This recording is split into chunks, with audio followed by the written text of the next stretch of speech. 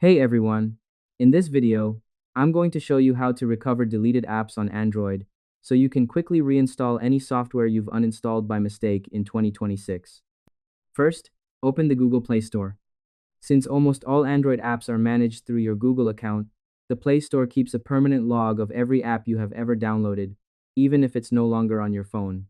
Tap the Google Play Store icon on your home screen. Tap on your profile picture in the top right corner of the screen. This opens your account management menu where your entire app history is stored. Next, access the Manage Apps section. To find the apps that are currently missing from your device, you need to filter your library specifically for uninstalled items. Tap on Manage Apps and Device and then select the Manage tab at the top.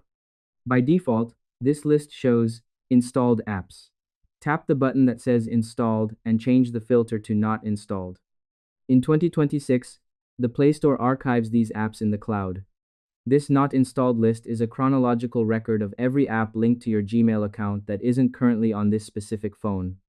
Scroll through the list or sort them by recently added to find the specific app you deleted.